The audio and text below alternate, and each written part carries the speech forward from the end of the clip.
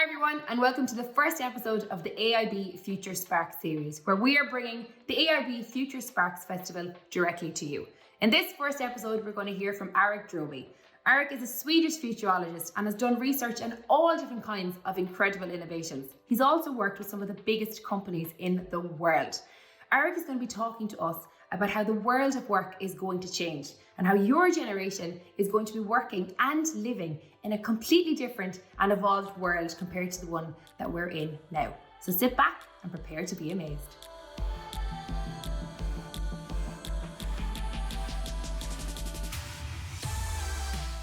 Hey, I'm Aric Dromi, I'm a futurologist. A bit sad that I was not able to make it in person to wonderful Ireland, yet situation has changed and we are rediscovering the amazing world of technology, helping us to use virtual narratives to bring this talk forward.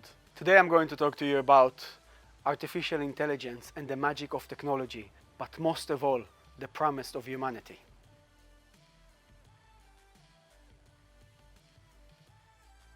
I always like to think that creativity and curiosity is two of the most important soft skills that we should never outsource to technology around us.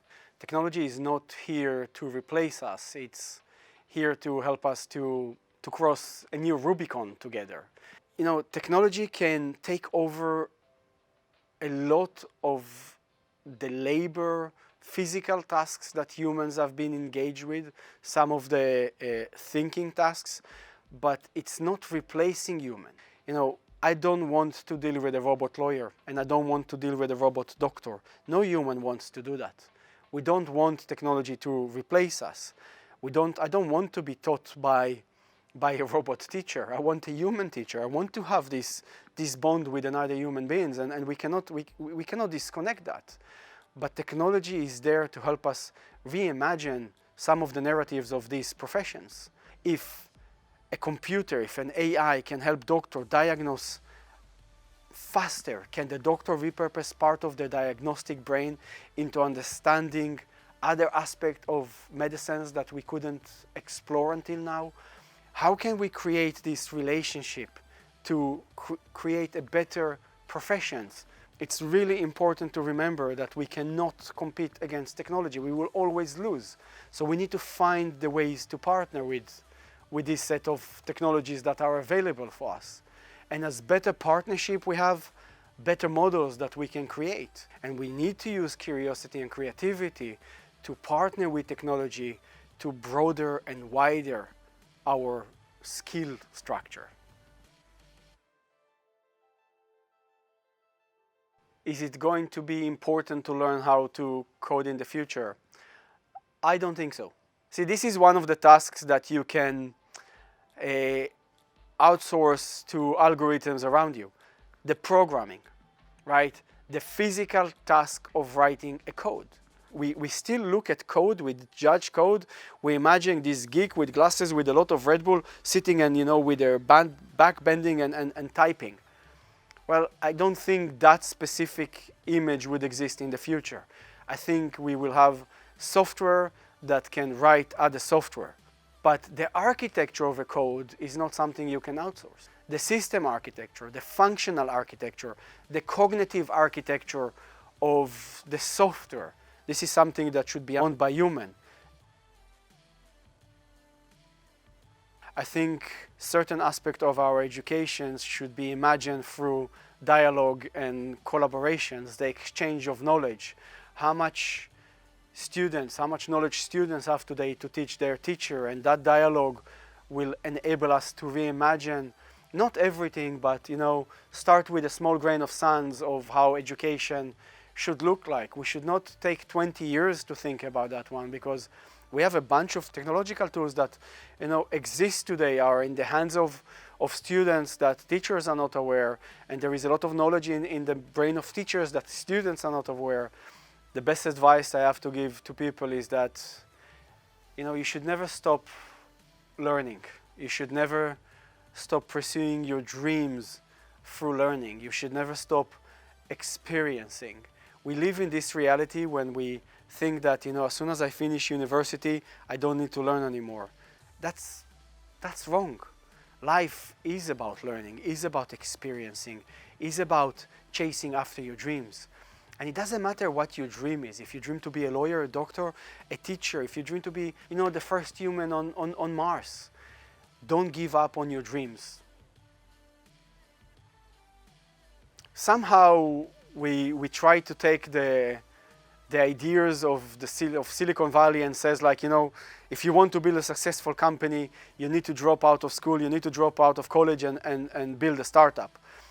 Number one, the greatest companies in the world are actually run by people above the age of 40, right?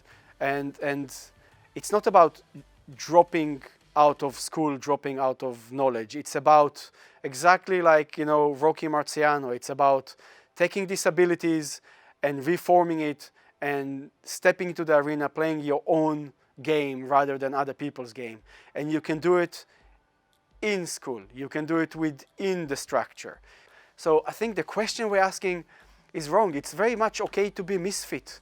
It's about the self-acceptance. I've been a misfit since the day I remember. I've been very on my toes, not trying to provoke too much during this keynote, but it's okay to be yourself. It's okay to be different, and it doesn't matter if it's in school or out of school.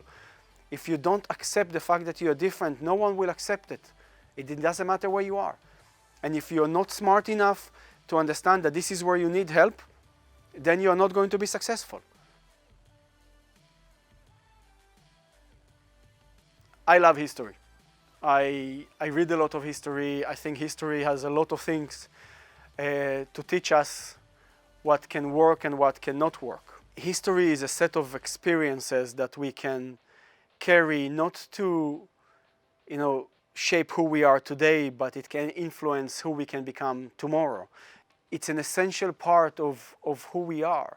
Think about, the accumulative knowledge of nature going all the way to the Big Bang. It's the accumulative knowledge of nature that created the intelligence that we use today to imagine the future.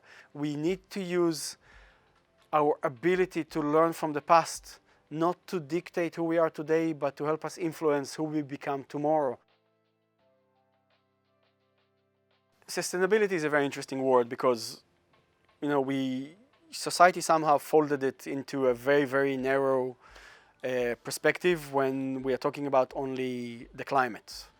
But sustainability is, it's a horizontal building block that climate is only but one aspect of it.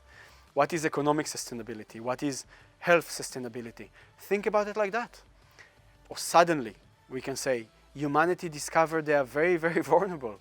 A small virus causing so much damage. What is the sustainability of health? Things are constantly going to change. And if you don't have the mindset of coping with the changes, you're going to hit a brick wall. And in order to avoid to hit a brick wall, you need to give yourself certain type of tools to navigate the changes that you're going to encounter in any career path you choose to pursue. Otherwise, we will be busy of chasing after fires rather than progressing mankind, humanity into the next stage. Thanks for tuning in. Coming up in the next episode, we're going to be talking about people in business.